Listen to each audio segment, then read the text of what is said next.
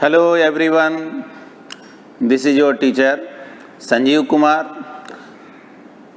और आज हम लोग जो चार्ज बॉडी है, कंटिन्यूअसली चार्ज बॉडी, उसी के वीडियो को आगे कंटिन्यू करते हैं। थोड़ा सा रिमाइंड कर लेते हैं पहले वाले बातों को। याद करो, हम लोग सर्कुलर आर्क के लिए उसके सेंटर पे इलेक्ट्रिक फील्ड इंटेंसिटी क्या होगा डिराइव किए थे। फिर क्या हम लोग रिंग के लिए एक्सियल पोजीशन पे इलेक्ट्रिक फील्ड इंटेंसिटी क्या होगा उसको भी बनाए थे।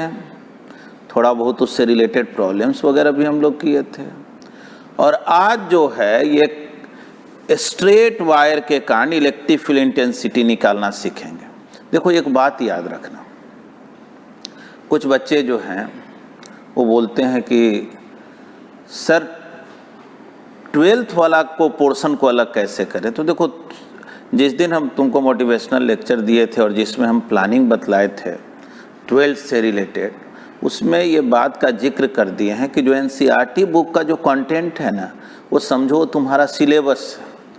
तो 12th के पोर्शन में हम ये जो बतला रहे हैं कि एक आर्क है, उसके सेंटर पे इलेक्ट्रिक फील्ड इंटेंसिटी क्या होगा, सर्कुलर वायर है उसके एक्सियल पोजीशन पर क्या होगा, स्ट्रेट वायर के कारण जो इंटीग्रेट करके निकालेंगे, जो आज सिखाएंगे। तो ये सब जो है उसमें इस मेथड से दिया हुआ नहीं। उसमें जब हम लोग इलेक्ट्रिक फ्लक्स और गॉस लॉ पढ़ेंगे तो उसमें जो है इस बात का जिक्र होगा, और वो सब जो है 12th बोर्ड में तुमको डायरेक्ट आता है। लेकिन जहाँ तक सवाल है जेईई मेंस का, नीट का, ऑब्जेक्टिव क्वेश्चंस बनाने का, तो उस सब में जो तुमको बताया जा रहा है वो ज़रूरत होगा। और ये जान लेना, इलेक्ट्रोस्टैट में अभी जो तुम पोर्शन पढ़ रहे हो, समझ लो कि इलेक्ट्रोस्टैट का यही सबसे हार्ड पार्ट है, जिसमें इंटीग्रेशन लेना पड़ता है, एलिमेंट है वगैरह वगैरह काम करना पड़ता है ना। तो ये चीज़ जो है बस आज फिनिश हो जाएगा और फिर तुमको बहुत आसान आसान टॉपिक आने लगेगा। इलेक्ट्रिक फ्लक्स, गॉस लॉ वगैरह ये सब इजी टॉपिक है ना। तो इसलिए चलो अभी हम लोग पढ़ेंगे कि कोई स्ट्रेट वायर हो, उसके कारण इलेक्ट्रिक फील्ड इंटेंसिटी क्या हो। ठीक ना। इलेक्ट्रिक फील्ड ड्यू टू ये यूनिफॉर्मली चार्ज्ड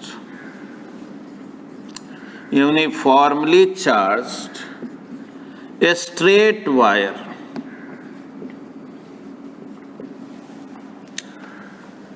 तो अगर एक स्ट्रेट वायर है और सपोज करो उसका लीनियर चार्ज डेंसिटी लैम्डा, ठीक ना, स्ट्रेट वायर है, चलो बना दिए स्ट्रेट वायर है और लीनियर चार्ज डेंसिटी इसका कितना है तो लैम्डा।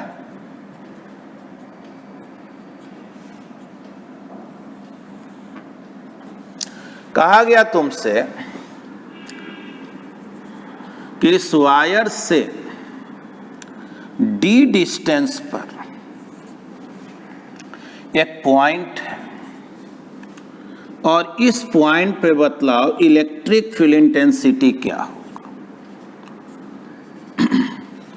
इलेक्ट्रिक फील्ड इंटेंसिटी इस पॉइंट पर क्या होगा। ये एंगल दिया हुआ है θ1 और ये दिया हुआ है θ2। इलेक्ट्रिक फील्ड इंटेंसिटी क्या हो, तो कैसे इसको हम लोग बनाएंगे। देखो, इस डायग्राम में ये देखो, ये नीचे वाला पोर्शन थोड़ा हम छोटा बना है, ये थोड़ा बड़ा बना दिया। अगर बिल्कुल ये बाइसेक्टर पे पॉइंट होता ना, जितना नीचे ये पार्ट होता और उतना ही ऊपर ये पार्ट होता, तब इलेक्ट्रिक फील्ड इंटेंसिटी का यहाँ डायरेक्शन बताना बिल्कुल आसान हो जाता। कैसे? तो रूल है ना, यहाँ पे एक प्लस चार्ज रखो, ये ऊपर वाला पार्ट इधर रिपेल करता और नीचे वाला पार्ट इधर रिपेल करता, तो फोर्स इधर और इधर लगता, रिजल्टेंट इधर हो जाता।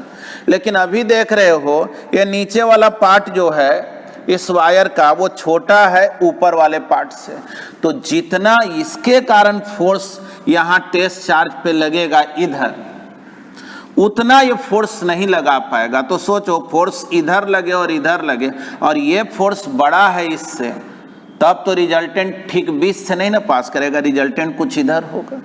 तो चलो हम लोग इतना तो समझे कि net electric field intensity accurate तो नहीं बता सकते हैं किधर होगा, लेकिन जब भी होगा तो इसी एक्स एक्सिस और वाई एक्सिस के बीच में हो, इधर हो इधर हो इधर, समझ गया? इसी एक्स और वाई के बीच में होगा। अब देखो, ठीक ना, हम वाई नीचे वाले डायरेक्शन को ही वाई बोल दिए हैं। अब इस प्रॉब्लम को बनाए कैसे, डेराइव कैसे करें, ठीक ना? फिर से याद रखना, इसका जो डेरिवेशन हम सिखा रहे हैं, डेरिवेशन से ज़्यादा मायने तुमको रिजल्ट रखेगा, क्योंकि 12th बोर्ड में डायरेक्ट इस मेथड से डेराइव करने के लिए तुमको मिलेगा नहीं, तुमको मिलेगा इलेक्ट्रिक फ्लक्स और गॉस लॉ जो पढ़ेंगे उसके थ्रू, और वो और आसान होता है। इसलिए तुमको जो है, मुझे तो सिखाना है परफेक्ट वे में सारे बात को, इसलिए हम पूरा डिटेल में बतलाएंगे। ध्यान से देखो, यहां से y डिस्टेंस पे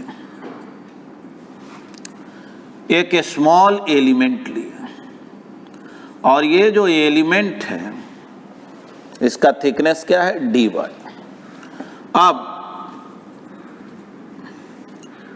ये जो एलिमेंट है, सपोज करो यहां से थीटा एंगल पर है, और इसका जो थिकनेस है, ये जो एंगल बना रहा है वो डी थीटा, ठीक ना? ये छोटा जो एंगल है इसको डी थीटा बोले, ठीक ना? देखो, थीटा में जब स्मॉल चेंजिंग तो डी थीटा, आर में small changing D R, x में स्मॉल चेंजिंग तो डी एक्स, ऐसे बोलते हैं। तो देखो, तो यहाँ अगर एक टेस्ट चार्ज रखोगे तो ये एलिमेंट जो है उसको इधर रिपेल करेगा, यानी इतना तो तय है कि इलेक्ट्रिक फील्ड इंटेंसिटी इस एलिमेंट के कारण इधर डायरेक्टेड होगा। और देखो, ये एलिमेंट इतना छोटा है ना कि समझ लो कि ये जस्ट लाइक एक पॉइंट चार्ज। तो इतना तो तुम जानते हो कि पॉइंट चार्ज के कारण कहीं भी इलेक्ट्रिक फील्ड इंटेंसिटी निकालना हो तो क्या फॉर्मूला होता है, KQ/R²। तो पहले तो मुझे चाहिए कि इस एलिमेंट पर चार्ज कितना है, तो लीनियर चार्ज डेंसिटी दिया हुआ है लैम्डा, ठीक ना? लैम्डा जो है वो लीनियर चार्ज डेंसिटी, लेकिन मुझे तो एलिमेंट का चार्ज निकालना है, तो लैम्डा में अगर dy से मल्टीप्लाई कर दें तो चार्ज निकल जाएगा क्या? क्योंकि यूनिट लेंथ में लैम्डा चार्ज, तो dy लेंथ में लैम्डा इंटू dy। चलो, अब जो है यहां से यहां का जो डिस्टेंस, इसको अगर हम r बोले तो देखो, तो cos theta equal to base upon hypotenuse है ना, d/r। बोलो तो r कितना हो गया, d/cos थीटा। r कितना हो गया जी, तो d sec थीटा। चलो, r तो निकल गया। अब मुझे एलिमेंट का चार्ज बताना है, तो एलिमेंट का चार्ज बताने के लिए मुझे dy का वैल्यू मालूम होना चाहिए। dy कितना होगा, तो देखो, dy का वैल्यू निकालने का, अगर थीटा के टर्म में dy निकालना चाहते हो तो देखो उसका एक बहुत ही simple method, tan theta equal to perpendicular upon base, यानी y/d। तो y कितना हो गया, d इंटू tan थीटा, और इसको क्या करो कि डिफरेंशिएट करो बोथ साइड्स, ठीक ना? ये d इंटू tan थीटा है, तो देखो y का डिफरेंशिएशन जब किसी के रिस्पेक्ट में नहीं बोल रहे हो तो dy होता है, और tan थीटा का differentiation sec square theta d theta होता है। याद रखना, जैसे तुमसे कोई कहे ना x का डिफरेंशिएशन क्या होता है, dx, x स्क्वायर का डिफरेंशिएशन क्या होता है, तो बोलना 2x dx है ना, लेकिन x स्क्वायर का x के रिस्पेक्ट में क्या होता है, तब 2x। देखो यहाँ लिखा हुआ नहीं है किसके रिस्पेक्ट में, इसीलिए लास्ट में यहाँ थीटा वेरिएबल था तो d थीटा, y का dy। अब चलो, dy का वैल्यू निकल गया, तो अब देखो चार्ज ऑफ एलिमेंट क्या होगा। चार्ज ऑफ एलिमेंट तो बोलेंगे lambda into dy, charge of element lambda into dy। अब बोलो लैम्डा इंटू dy, dy के जगह क्या लिखें जी, तो d into sec square theta D theta. चलो ये तो हम लोग एलिमेंट का चार्ज निकाल लिए, है ना, एलिमेंट का चार्ज निकाल लिए। अब क्या करना है, इस एलिमेंट के कारण इलेक्ट्रिक फील्ड इंटेंसिटी निकालना। इलेक्ट्रिक फील्ड, मान लो इसको P पॉइंट बोले, electric field at P due to this element, ठीक ना, इस एलिमेंट के कारण इलेक्ट्रिक फील्ड इंटेंसिटी क्या होगा।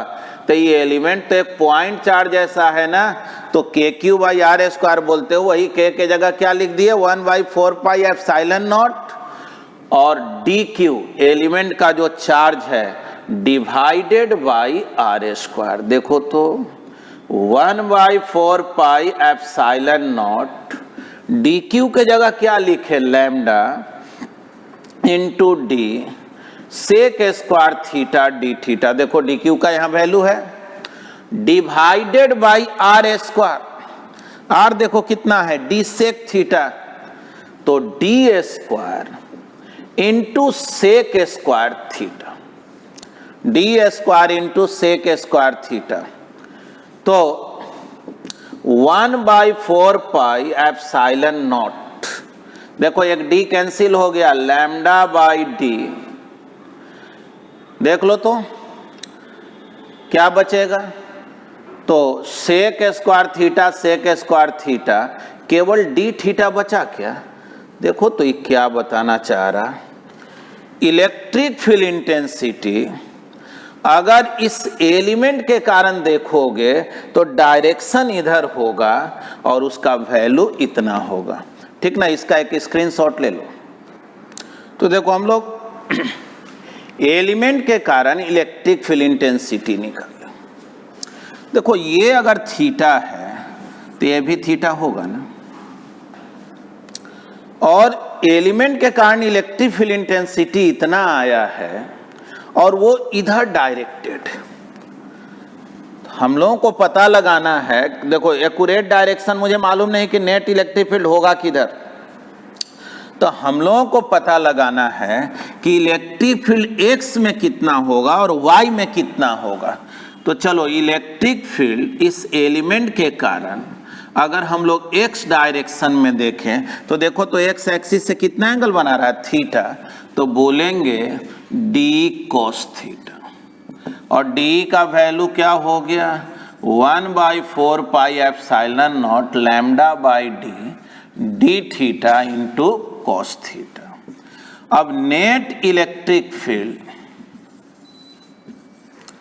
अलोंग एक्स एक्सिस क्या होगा, तो अब इसी को हम लोग इंटीग्रेट करें 1/4πε0 lambda by D cos theta D theta, ठीक ना।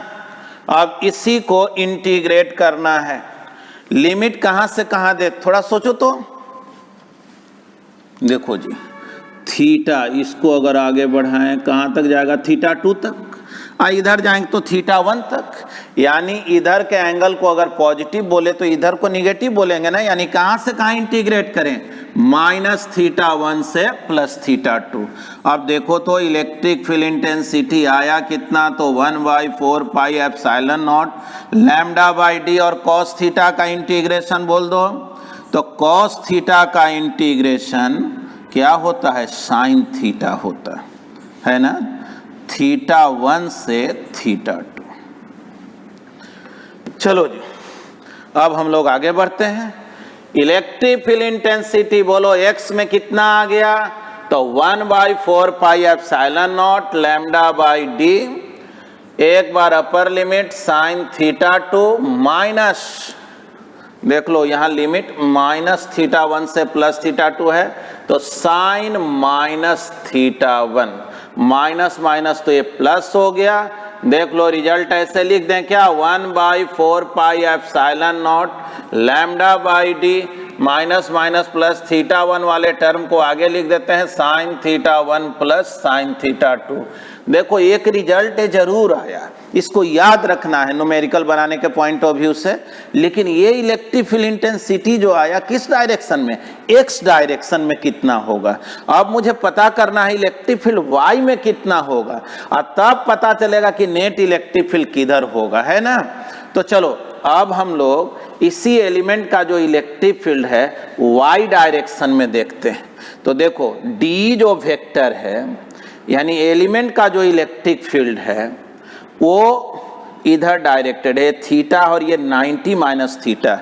तो बोलो तो क्या लिख दें, इसको हम लोग डी साइन थीटा लिखें क्या, बोलो डी साइन थीटा लिखते हैं।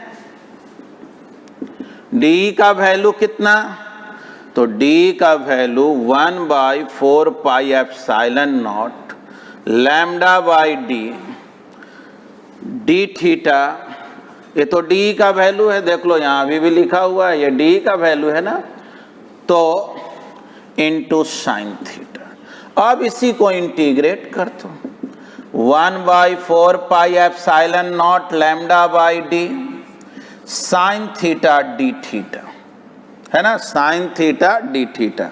बोलो इसको कहां से कहां इंटीग्रेट करें, जाहिर है लिमिट तो फिर वही है -θ1 से +θ2 तक,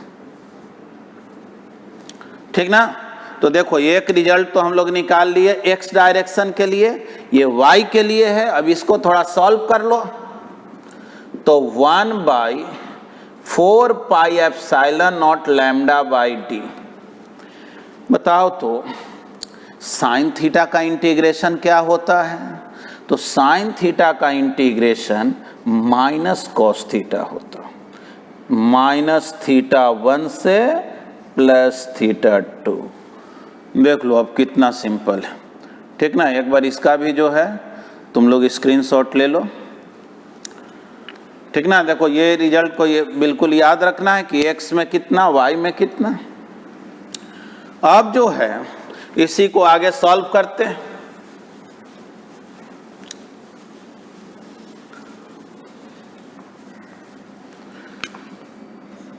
देखो अब EY कितना होगा, Y में नेट इलेक्ट्रिक फील्ड कितना होगा, तो 1/4 pi epsilon naught lambda by D. देखो आगे माइनस लगा हुआ, तुम चाहो तो ऐसा कर सकते हो कि आगे माइनस को आगे ला दिए और cos θ2 माइनस cos -θ1 लिख दिए। देख लो -1/4 pi epsilon naught lambda by D. एक बात जानना, पहले भी बतलाए हैं तुमको, cos -θ भी होता है ना, तो cos θ होता है, उसमें माइनस से कोई इफेक्ट नहीं पड़ता। तो इसको हम लिख सकते हैं ना cos θ2 माइनस cos θ। आगे माइनस से तो जाहिर है इसी रिजल्ट को चाहो तो तुम ऐसे लिख दो 1/4 pi epsilon naught lambda by D cos θ1 minus cos θ2, है ना। देखो ये जो तुमको सिखा है ये कोई कंटिन्यूअस बॉडी के कारण, देखो कौन कौन से बतलाए, सर्कुलर आर्क बतलाए थे, सर्कुलर वायर के कारण एक्सियल पोजीशन पे बतलाए थे, और तुमको ये स्ट्रेट वायर में बतलाए कि एक्स डायरेक्शन में इलेक्ट्रिक फील्ड इंटेंसिटी कितना होगा, वाई डायरेक्शन में कितना होगा। अब तुम ही सोचो कि नेट इलेक्ट्रिक फील्ड इंटेंसिटी किधर होना चाहिए, तो सोचो कुछ कंपोनेंट इलेक्ट्रिक फील्ड का एक्स में है, कुछ वाई में, तो रिजल्टेंट इधर ही ना कहीं होगा। यानी अगर तुमसे कोई पूछे ना कि नेट इलेक्ट्रिक फील्ड इंटेंसिटी, देखो केवल इलेक्ट्रिक फील्ड बोलो चाहे इलेक्ट्रिक फील्ड इंटेंसिटी बोलो, दोनों एक ही बात है। इलेक्ट्रिक फील्ड स्ट्रेंथ भी बोलते हैं, एट पी। तो अब हम लोग ऐसे बोलेंगे, कैसे तुम वेक्टर में पढ़ते थे, है ना, कुछ स्टूडेंट तो भूल भी गया होगा। तो देखो जी इलेक्ट्रिक फील्ड कुछ एक्स में कुछ वाई में, एक्स को हम लोग आई लिख देते थे, यूनिट वेक्टर जो देखते थे EXI, और EYJ, है ना, EYJ, जे कैब है, आई कैब है, ये डायरेक्शन बताने के लिए हम लोग यूज में लाते हैं। अब इसमें देखो बहुत दिमाग, अगर नेट इलेक्ट्रिक फील्ड इंटेंसिटी पूछ दिया जाए तो रूल क्या है, x कंपोनेंट का स्क्वायर प्लस y कंपोनेंट का स्क्वायर। अगर तुमसे ये पूछ दिया जाए कि नेट इलेक्ट्रिक फील्ड इंटेंसिटी का डायरेक्शन किधर होगा, है ना, जैसे मान लो तुम इलेक्ट्रिक फील्ड इंटेंसिटी देखे कि कुछ x में और कुछ y में, तो रिजल्टेंट इलेक्ट्रिक फील्ड तो जाहिर है इधर ही कहीं होगा। अगर बाय द वे तुमसे कोई पूछे ये एंगल कितना होगा, देखो इसमें कोई दिमाग नहीं लगाना है। tan अल्फा अगर निकालना है यानी x एक्सिस से निकालना है तो वेक्टर में पड़ता था EY बाई EX, है ना। हालांकि देखो हम लोगों को अक्सर इसका ज़रूरत नहीं पड़ता है, बहुत कम पड़ता। हम लोगों को ज़रूरत पड़ेगा ना x डायरेक्शन में कितना इलेक्ट्रिक फील्ड, y में कितना, फिर भी अगर ज़रूरत पड़े तो ये मेथड है। तो ये हम लोग डेरिवेशन किए। अब इसमें कुछ हम लोग स्पेशल केसेस देखेंगे, ठीक ना, कि अगर लॉन्ग स्ट्रेट वायर हो तो क्या होगा, लॉन्ग स्ट्रेट वायर के एंड के सामने पे पॉइंट हो तो कैसे काम करेंगे, उसके बारे में सीखते हैं, ठीक है ना। तो पहले इसका स्क्रीनशॉट एक ले लो। चलो अब इसी में हम लोग केस फर्स्ट को देखते हैं। फॉर लॉन्ग स्ट्रेट वायर, देखो लॉन्ग स्ट्रेट वायर मतलब क्या, मतलब कि वायर का जो लेंथ है very very greater than D, जहां पे तुमको इलेक्ट्रिक फील्ड इंटेंसिटी निकालना है उस डिस्टेंस के कंपैरिजन में वायर का लेंथ बहुत बड़ा है। देखना, सपोज करो ये स्ट्रेट वायर है, यूनिफॉर्मली चार्ज्ड है,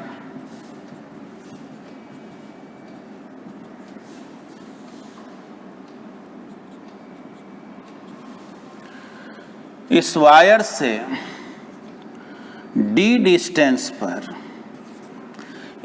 समझो इस वायर का लेंथ L है और L is very very greater than D, ठीक ना। थोड़ा ऐसे इमेजिन करना, मान लो D यहाँ पर है और ये बहुत बड़ा वायर है, तो अगर इसको तुम मिलाओगे, इमेजिन करो ये जितने बड़ा होते जाएगा, जैसे अभी ये एंगल यहाँ देखो, इसी को ना हम लोग θ2 बोले थे, θ2 इतना है, और बड़ा इसको कर दो तो देखो तो θ2 और बढ़ जाएगा, क्या बढ़ेगा ना, और बड़ा कर दो, बड़ा करते जाओ एंगल बढ़ते जाएगा क्या, या ये भी बोलो इसको और छोटा करो, मान लो छोटा करके यहाँ पहुँच गए, अब इसको तुम मिलाओ इससे तो लगता है ना कि लगभग 90 हो गया हो।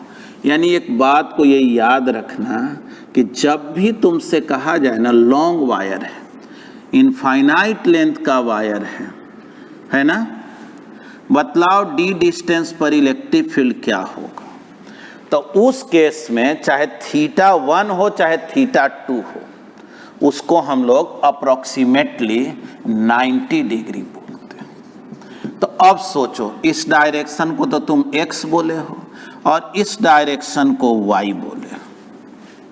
अब तुमसे कोई पूछे x डायरेक्शन में इलेक्ट्रिक फील्ड क्या होगा, तो अभी फॉर्मूला पढ़े थे ना 1/4 pi epsilon naught lambda by D sine θ1 यानी साइन 90 प्लस साइन 90, देखो तो कितना हो गया, 112 हो गया।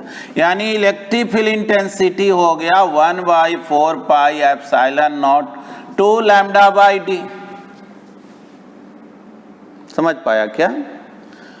अब देखो, अगर हम लोग y डायरेक्शन का बात करें, इलेक्ट्रिक फील्ड y में अगर देखें तो 1/4 pi epsilon naught lambda by D cos 90, cos θ1 minus cos θ2 होता है, और cos 90 तो जानते हो ना 0 होता है, यानी y में कोई इलेक्ट्रिक फील्ड इंटेंसिटी नहीं होगा। यानी ये समझ लो कि जब लॉन्ग वायर होगा ना तो नेट इलेक्ट्रिक फील्ड इंटेंसिटी का डायरेक्शन किधर हो जाएगा, तो केवल x में होगा, y में कोई इलेक्ट्रिक फील्ड इंटेंसिटी होने वाला नहीं, जो है वो केवल x में होगा। और कितने के इक्वल होगा, तो 1/4 pi epsilon not 2 lambda by D. अब देखो इसी में हम लोग केस 2 देखते हैं।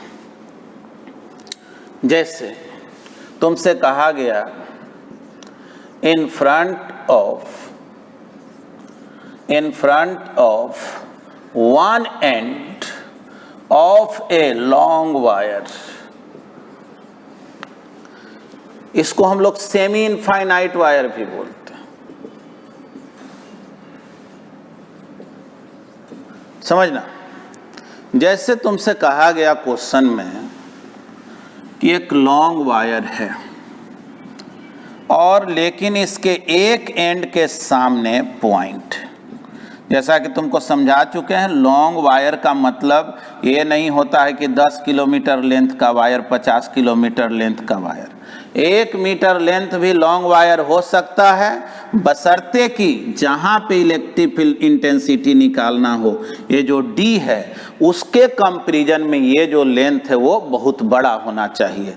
अगर डी मिलीमीटर में है तो ये जो लॉन्ग वायर है वो जो है अगर मीटर में हो गया तो जाहिर है, मतलब ये 1 मीटर भी हो गया तब इसको लॉन्ग वायर समझेंगे।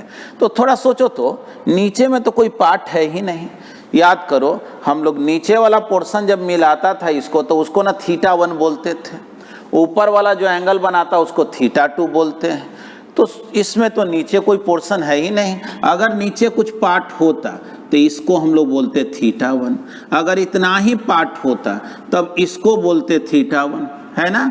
लेकिन ये यहीं से तो ये स्टार्ट है, यानी θ1 तो 0 लिखेंगे।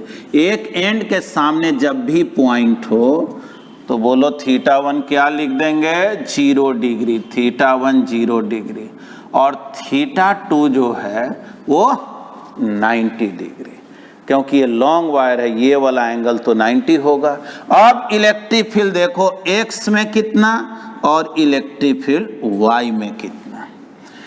तो अब देखोगे तो 1/4 pi epsilon naught lambda by D sine θ1 यानी साइन 0 प्लस साइन 90, साइन 90 1 हो गया, साइन 0 0, बोलो x में इलेक्ट्रिक फील्ड कितना आ गया, 1/4 pi epsilon naught lambda by D. अगर तुम y में देखोगे, ठीक ना, देखो x में आया, y में देखोगे तो y वाला फॉर्मूला यूज करो, 1/4 pi epsilon naught lambda by D, बोलो फॉर्मूला क्या होता है, cos θ1, θ1 तो 0 है, cos θ2 ये 90 है। देखो तो cos 0 1 हो गया, cos 90 0, उतना ही आया क्या जितना x में आया है, यानी 1/4 pi epsilon naught lambda by D, है ना। बहुत यूजफुल रिजल्ट है ये, यानी लॉन्ग वायर के एक एंड के सामने पर पॉइंट होता है ना तो नेट इलेक्ट्रिक फील्ड जो रहता है वो ठीक बीच से पास करता है, क्योंकि जितना x में होगा उतना ही ये y में होगा। देख लो जो वैल्यू हम लोग निकाल लिए। चलो इसका भी एक स्क्रीनशॉट ले लो।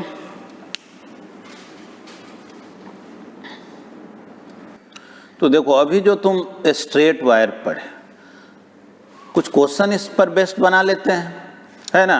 देखो फिर से तुमको बता रहे हैं, जो अभी हम कंटिन्यूअस चार्ज बॉडी तुमको सिखा रहे हैं, तुम्हारा जो एनसीईआरटी बुक है, टेक्स्ट बुक जो है, ये सब पोर्शन को नहीं एक्सप्लेन करता। लेकिन तुम जब जेईई मेंस नीट वगैरह का क्वेश्चन देखोगे, कॉम्पिटिटिव एग्जाम्स में एडवांस का क्वेश्चन देखोगे, तो ये सब जो है जानना तुम्हारे लिए ज़रूरी है, क्योंकि इसके बिना प्रॉब्लम सब नहीं बनेगा। तो इसलिए आओ पहले तुमको इस पर बेस्ड जो है कुछ प्रॉब्लम बताते हैं। जैसे देखो एक क्वेश्चन ऐसे कह रहा है, एक वायर है जिसका लेंथ दिया हुआ है 10 सेंटीमीटर,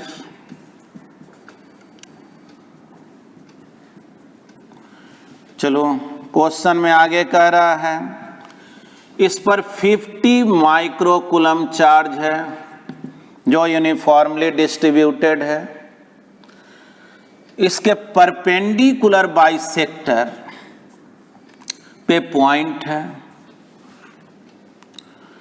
जो यहां से 10 सेंटीमीटर के डिस्टेंस पर है, 10 सेंटीमीटर के डिस्टेंस पर है। अब तुमसे कोई कहेगा क्या ये लॉन्ग वायर है, तो बिल्कुल नहीं। लॉन्ग वायर होने के लिए वायर का जो लेंथ है बहुत बड़ा होना चाहिए इसके कंपैरिजन। कह रहा बतलाओ इस पॉइंट पर इलेक्ट्रिक फील्ड इंटेंसिटी क्या होगा। देखो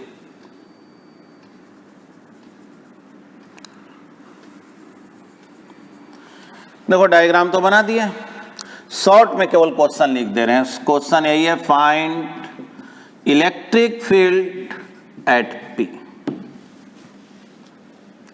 अब जो है थोड़ा सोचो, ये पूरा 10 सेंटीमीटर है, तो ये 5 सेंटीमीटर होगा ना, बाइसेक्टर है, ठीक बीच से बांट रहा है, तो बोलो ये तो 5 सेंटीमीटर होगा, ये भी 5 सेंटीमीटर। सोच लो, ये बाइसेक्टर है तो जितना एंगल ए होगा उतना ही ये होगा, नहीं, दोनों एंगल इक्वल है। अब इलेक्ट्रिक फील्ड इंटेंसिटी मुझे निकालना है कि x में कितना, y में कितना। हालांकि देखो y में तो निकालने का जरूरत ही नहीं है क्योंकि वो 0 आ जाएगा। देखो आगे देखते भी हम लोग, पहले x में देखो, क्या फॉर्मूला जानते हो, 1/4 pi epsilon naught lambda by D sine theta 1 plus sine theta 2। इतना तो जान रहे हो, जो थीटा 1 है वही थीटा 2 है, इसलिए थीटा थीटा लिख दो। लेकिन अब तुम्हारे दिमाग में आएगा कि लैम्डा के जगह क्या लिखे। लैम्डा मतलब क्या होता है, linear charge density, charge divided by length, charge 50 microcoulomb. बोलो लेंथ कितना, 10 सेंटीमीटर, मीटर में बदल लिया। देखो ये 0 कैंसिल हो गया, ये हो गया 5 × 10⁻⁻4 कूलम पर मीटर। चलो लैम्डा निकल गया। अब तुम कहोगे इस साइन थीटा कहाँ से लाए, थोड़ा सोच लो। ये अगर 5 है, ये 10 है, तो बतलाओ ये कितना होगा, पता नहीं चलेगा क्या, चलेगा ना। क्या लिखें, √5² प्लस 10² यानी कि 125 का हो या 5√5 का हो, यही ना बोलेंगे। तो देखो जी, वैल्यू रखेंगे 9 × 10⁻⁹, या देखो इसी को थोड़ा सिंप्लीफाई कर लेते हैं, 1/4 pi epsilon not 2 lambda by D sine theta. Sine theta plus sine theta को 2 साइन थीटा लिख दिए। 9 × 10⁹, 2 × लैम्डा लीनियर चार्ज डेंसिटी, देखो तो कितना है, 5 × 10⁻⁻4 divided by D. D 10 centimetre को ना बोले हैं, है ना, ये हमेशा याद रखना। ये जो परपेंडिकुलर डिस्टेंस होता है उसी को हम लोग डी सिंबल से डिनोट करते हैं। 10 centimetre sine theta, sine theta जानते हो ना, परपेंडिकुलर अपॉन हाइपोटेनस। तो ये परपेंडिकुलर 5 है, और थोड़ा देख लो ये 125 हुआ ना, 125 को क्या लिख सकते हो, 5√5, 5 कैंसिल हो गया, यानी कि 9 × 10⁻, देखो यहाँ -4 है, ये -2 से गायब हुआ, ये -2, इसको 10⁻7 कर दो। फिर देख लो ये भी 5 × 5 10 हो गया, 10 गायब हो गया। यहाँ 5 है, 9 × 5 को क्या कर दो, 45 डिवाइडेड बाई जो है कितना हो गया, थोड़ा देख लो, डिवाइडेड बाई √5 होगा। अच्छा देखो कैलकुलेशन तो तुमसे हो ही जाएगा, इसमें तो कुछ बहुत दिमाग लगाना नहीं है। चलो थोड़ा जल्दी जल्दी हम कर दे रहे हैं। 5 कैंसिल हो गया, ये 10 कैंसिल हो गया। सीधे लिखो कि 9/√5 इंटू, अब बतलाओ 10⁻ कितना लिख दें, तो 10�7 लिख देते हैं, है ना, क्योंकि यहाँ -2 पावर है। तो देखो इतना न्यूटन पर कूलम, चाहो और सिंप्लीफाई कर सकते हो, इतना न्यूटन पर कूलम इलेक्ट्रिक फील्ड इंटेंसिटी है। एक्स में ना आया, लेकिन अगर तुमसे कोई कहे कि वाई में कितना होगा, तो बोलेंगे वाई में फॉर्मूला होता है 1/4 pi epsilon naught lambda by D cos theta minus cos theta. तो ये तो 0 ना हो गया, जब ये दोनों एंगल इक्वल होगा तो cos theta minus cos theta करोगे, यानी जब भी परपेंडिकुलर बाइसेक्टर पे पॉइंट हो तब जो है y में इलेक्ट्रिक फील्ड निकालने की जरूरत नहीं है, नेट इलेक्ट्रिक फील्ड किधर हो जाएगा, x में, और यही तुम्हारा रिजल्ट हो गया, है ना। ये तो समझ गया। चलो इसको लिख लो। ऐसे तुमको बता दे कि अगर एस सी वर्मा का बुक तुम बना रहे हो तो उस बुक में तुमको ये क्वेश्चन नंबर 41 मिलेगा। इसको ले लो, स्क्रीनशॉट ले लो बेटा।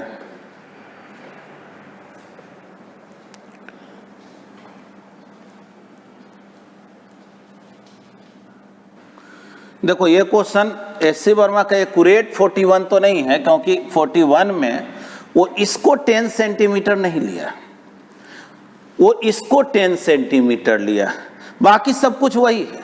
तो इसलिए तुम समझो एक जनरल क्वेश्चन है जिसमें ये 10 सेंटीमीटर है, 10 सेंटीमीटर है, ये क्वेश्चन तो बना ही लिया। देखो अगर मान लो तुम एस सी वर्मा का बुक बना रहे हो तो 41 नंबर प्रॉब्लम देख लो, ये उसमें क्वेश्चन ऐसे है, ये 10 सेंटीमीटर, चार्ज वही 50 माइक्रोकूलम है ना, सब कुछ वही है, बस फर्क क्या चीज का हो गया है, कर आप दोनों एंड से 10 सेंटीमीटर के डिस्टेंस पर पॉइंट है।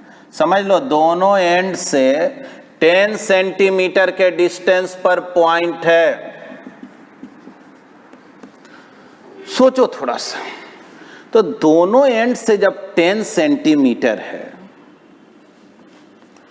तो ये 10 हो गया, ये भी 10, ये भी 10, तो इक्विलैटरल ट्रायंगल ना बन गया, तो ये भी 60 डिग्री है, 60 पूरा 60, और ये बाइसेक्टर पे पॉइंट हो गया, दोनों से इक्वल डिस्टेंस पर, तो जाहिर है 30-30 हो गया। यानी इसमें तुम नया कुछ मत करना, फॉर्मूला यही यूज करना, बस थीटा जहां लिखे हो, थीटा 1 कहो या थीटा 2 कहो, दोनों के जगह क्या लिखेंगे, 30 डिग्री। इतना तो जान रहे हो जो भी इलेक्ट्रिक फील्ड आना है वो तो एक्सी में आना है, वाई में तो कोई इलेक्ट्रिक फील्ड आना नहीं है, क्योंकि जब दोनों एंगल इक्वल होता है तो वाई में इलेक्ट्रिक फील्ड क्या हो जाता है, 0। जहां तक लैम्डा वगैरह का सवाल है तो लैम्डा समझ रहे हो, Q/L। लेकिन हाँ, डी के जगह क्या लिखे, डी नहीं दिया, डी हम लोग इसको नहीं ना बोलते हैं, डी इसको बोलते हैं, तो बस डी का वैल्यू तुमको बदलना पड़ेगा। डी का वैल्यू कैसे निकाले, तो देखो ये 30 है, सोच लो ये 10 है, तो cos 30 अगर यूज करोगे तब बेस अपॉन हाइपोटेनस d/10, तो d कितना हो गया, 10 cos 30। बतलाओ cos 30 क्या होता है, तो √3/2 यानी 5√3 सेंटीमीटर। इसी को मीटर में बदल दोगे तो 10⁻⁻² मीटर। देखो ये तुमको हम हिंट दे दिए हैं, एक्यूरेट जो 41 है, लिख लो इसको।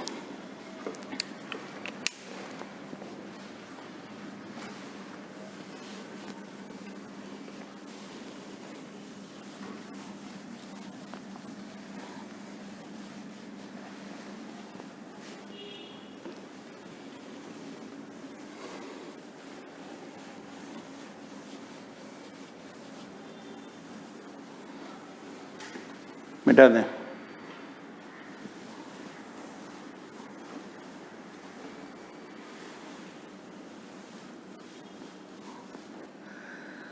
अब देखो तुम लोग पिछले 2-3 क्लास से जो कंटिन्यूअस बॉडी पढ़ रहे हो, अब थोड़ा थोड़ा जो है ना तुम्हारे दिमाग पे स्ट्रेस आना शुरू हुआ होगा कि अब थोड़ा हल्का टफ हो गया। देखो फ्लैक्चुएशन होते रहता है, इस तरह से ऊपर नीचे होना ही है, वो स्वाभाविक है, चाहे जिंदगी हो या कोर्स, सब ऐसे ही चलता है। लेकिन अब तुम क्या करोगे कि मीठा मीठा गप गप कड़वा कड़वा थू थू, तो काम तो चलेगा नहीं। इतना तो जान रहे हो कि ऊंचाई अगर हासिल करना है तो पाँव में दर्द भी उठाना पड़ता है, और शॉर्टकट से अगर ऊंचाई हासिल करोगे तो फिर उसका कोई बहुत आनंद नहीं है ना। इसलिए एक कंटिन्यूअस बॉडी थोड़ा बहुत तुमको हल्का फुल्का पहले के तुलना में परेशान किया होगा। और एक बात और बता रहे हैं, तुम इस लेक्चर से मत स्टार्ट कर देना, हालांकि इस लेक्चर से भी स्टार्ट करोगे तो ऐसा बताया गया है कि समझ में आए, मैंने तो जहाँ से कंटिन्यूअस बॉडी स्टार्ट किए हैं इसके पहले वाले लेक्चर, उस लेक्चर उसको देखो, यही रूल है पढ़ने का, सबसे बेस्ट मेथड है। है ना। और तुम लोगों को शुरू में ही रिवीजन मेथड सिखाए थे, उसको फॉलो करते रहना।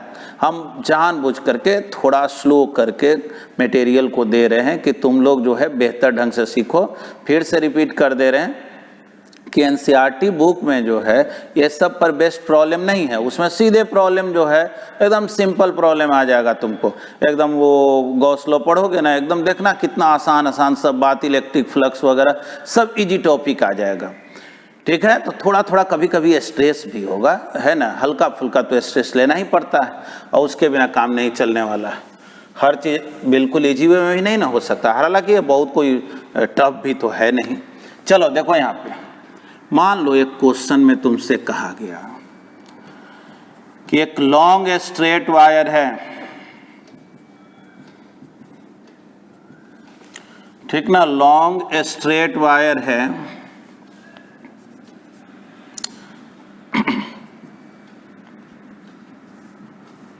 देख लो, और क्वेश्चन में कह क्या रहा है कि इसके नीचे का जो पार्ट है उसको सेमी सर्कुलर बना दिया गया है ना, नीचे के पार्ट को सेमी सर्कुलर बना दिया गया, सेमी सर्कुलर बना दिया गया। मतलब इलेक्ट्रिक फील्ड इंटेंसिटी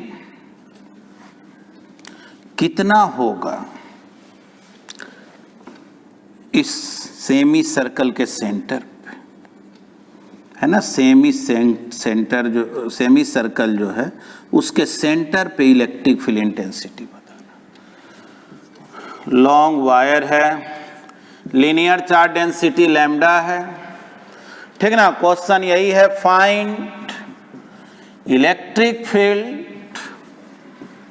एट ओ। चलो इस पॉइंट का नाम ओ रख देते हैं, ठीक। देखो जी, वाकई में ये 3 अलग अलग क्वेश्चन है। हम लोग अपने सुविधा के लिए इधर x बोल दिए, अगर डाउनवर्ड को y बोलेंगे तो इधर i, इधर j, तो इधर -j, तुम्हारा मर्जी है। अगर तुम मान लो इसी डायरेक्शन को y बोल दिए तो जाहिर है -y हो गया, इधर j बोलोगे तो इधर -j बोलना पड़ेगा। तो देखो अभी तुम सीखे थे कि अगर लॉन्ग वायर हो और उसके एंड के सामने पॉइंट हो, क्वेश्चन में दिया हुआ है कि ये डिस्टेंस d है, एक तरह समझो ये सेमी सर्कल का रेडियस भी है ना, सेमी सर्कल का रेडियस भी है, ये भी डिस्टेंस d है। फिगर उतना बेहतर नहीं बना है लेकिन फिर भी समझो ये d है, ये भी d है, ये सब डिस्टेंस d है। थोड़ा सोचो 1 मिनट के लिए, हम इधर y में इलेक्ट्रिक फील्ड y डायरेक्शन इधर ले लिए, थोड़ा सोचो तो इस पार्ट के कारण, इस लॉन्ग वायर के कारण इस पॉइंट O पर इलेक्ट्रिक फील्ड इंटेंसिटी कुछ इधर होगा ना, अभी पढ़ा था ना, तो कुछ I में होगा, कुछ -j में होगा, क्योंकि y ऊपर बोल दिया, y नीचे बोलते तो प्लस। यानी कि अगर इसको हम वायर 1 बोलें तो इसके कारण जो इलेक्ट्रिक फील्ड इंटेंसिटी होगा, ठीक ना, फॉर वायर 1, चलो हम इसको 1 नाम दे दिए, इसको वायर 2 बोल दे रहे हैं, और सेमी सर्कल को 3 बोल दे रहे हैं। तो अभी तुम पढ़े हो कि जब लॉन्ग वायर के एक एंड के सामने इलेक्ट्रिक फील्ड इंटेंसिटी का बात होता है तो जितना वो x में होता था उतना ही इस डायरेक्शन में भी होता था, और कितना होता था तो 1/4 pi epsilon naught lambda by d, इतना I, और इतना ही होता है इस डायरेक्शन में। इस डायरेक्शन को -j बोलना है, इसीलिए बोलेंगे 1/4 pi epsilon naught lambda by d, -j के बदले यहाँ माइनस लिख दिए, ठीक ना। इस क्वाड्रेंट में होगा तो I हो गया प्लस, j हो गया माइनस। अब चलो वायर 2 के लिए बात करें तो वायर 2 इधर इलेक्ट्रिक फील्ड इंटेंसिटी देगा क्या, तो उसमें I माइनस और j भी माइनस, तो हम लोग क्या बोलेंगे, देख लो 1/4 pi epsilon naught lambda by d, ये हो गया माइनस आई माइनस जे, ठीक ना, minus I minus J 1/4 pi epsilon naught lambda by D, ठीक ना, देख रहे हो ना, जैसे इसके कारण नेट इंटेंसिटी इधर तो इसके कारण इधर, तो I माइनस जे माइनस। अब चलो ये हो गया किसके लिए, फॉर वायर 2। अब आ जाओ फॉर सेमी सर्कुलर वायर, जिसको हम लोग 3 बोले। चलो ये कितना इलेक्ट्रिक फील्ड इंटेंसिटी देगा, तो एक दिन पहले वाला थोड़ा रिजल्ट देख लो। सेमी सर्कुलर वायर के कारण इलेक्ट्रिक फील्ड इंटेंसिटी, ठीक ना, इसी सिमेट्रिकल लाइन के लॉन्ग होता है, इस एक्सिस के लॉन्ग होगा और वाई डायरेक्शन में होगा, और उसका फॉर्मूला अपने कॉपी में तुम देख लो, 1/4 pi epsilon not 2 lambda by D, किधर डायरेक्टेड, जे में, ठीक ना, जे कैब लिख दिया यहाँ, ये रिजल्ट देख लेना। अब सोचो 3 इलेक्ट्रिक फील्ड इंटेंसिटी इस ओ पर है। अब तुमसे कहा जाए net electric field at O, net electric field O पर क्या होगा, तो जाहिर है तीनों का रिजल्टेंट निकालना है, E1 plus E2 plus E3। एक काम करो, जो I वाला टर्म है उसको एक में ऐड करो, देखो जी 1/4 pi epsilon naught lambda by D, यहाँ minus 1/4 pi epsilon naught lambda by D, I वाला तो कैंसिल हो गया। जे वाला देख लो, minus 1/4 pi epsilon naught lambda by D, ठीक ना, चाहे वो वैल्यू हम लिख देते हैं, लेकिन एक केवल टाइम पास हो जाएगा, इसको लिखने की कोई ज़रूरत नहीं है, तुम डायरेक्ट भी काम कर सकते हो, 1/4 pi epsilon naught lambda by D J, और ये हो गया 1/4 pi epsilon naught lambda by D आई। देख लो यहाँ माइनस आई है, E2 में ये माइनस आई है, और minus 1/4 pi epsilon naught lambda by D J, और E3 अगर देखोगे तो 1/4 pi epsilon not 2 lambda by D J. देखो ना ऐड करके देखो, ये आई वाला टर्म गायब हो गया क्या, जे वाला भी देखो नहीं, जितना है उतना ही ये है, तुम ये दोनों मिल करके -2 लैम्डा बाई डी होगा, और यहाँ +2 लैम्डा, यानी नेट इलेक्ट्रिक फील्ड इंटेंसिटी कितना आ गया, 0 आ गया। समझा ना। तो चलो अब हम लोग कंटिन्यूअस बॉडी से रिलेटेड जो है प्रॉब्लम का एप्लीकेशन भी सीखे हैं। अब तुम्हारा जो वर्क है, देखो एनसीईआरटी बुक में तो क्वेश्चन मिलेगा नहीं, और हम तुमको एक्सरसाइज से एससी वर्मा का जो एक्सरसाइज, देखो एक बात और बता दे रहे हैं, अभी हम ऑब्जेक्टिव क्वेश्चन तुमको इसलिए नहीं दे रहे हैं क्योंकि एससी वर्मा का जो ऑब्जेक्टिव है वो बनता तब है जब तुम पूरे पोर्शन को पढ़ लेते हो, क्योंकि एक क्वेश्चन इस कंसेप्ट से मिलेगा, दूसरा इससे मिलेगा, तो उसको फिर तुमको समझने में दिक्कत होगा। तो इसमें फिलहाल तुम क्या कर सकते हो, 40 से लेकर के प्रॉब्लम जो है तुमको 44 तक, मतलब कुछ ज्यादा क्वेश्चन नहीं, ठीक ना, 40 से लेकर के 44 तक। और एक और क्वेश्चन है, देख लेते हैं, मेरे पास सामने बुक रखा हुआ है ना, तो 63 नंबर एक प्रॉब्लम है जो कंटिन्यूअस बॉडी पे बेस्ड है, तुम इसको ट्राई कर सकते हो। देख लेते हैं अगर कोई और भी क्वेश्चन रहेगा जिससे कि तुमसे पूछा जाए, तो अभी देखो कुछ क्वेश्चन मिलेगा ना जिसमें सिंपल हार्मोनिक मोशन का यूज होता है ना। और याद रखना, बार बार ये बात रिपीट कर रहे हैं कि कॉम्पिटिटिव एग्जाम जो रहता है ना वो मिक्स कंसेप्ट क्वेश्चन पूछता है। एसएचएम वगैरह जो है बस हम लोग जस्ट स्टार्ट करने वाले हैं, तो तुम लोग जो भी इस वीडियो को देख रहे हो, तुमको बहुत जल्दी एसएचएम का क्लास आने वाला है, बस हो सके तुमको नेक्स्ट डे ही मिले, तो उसको तुम बहुत ध्यान से पढ़ना, क्योंकि एसएचएम का यूज केवल 11th के लिए नहीं है, वो वेव्स पढ़ोगे, वेव ऑप्टिक्स पढ़ोगे, या तुम 12th के कोई चैप्टर पढ़ोगे उसमें ज़रूरत होगा। तो चलो आज हम लोग इतना ही सीखते हैं। Thank you.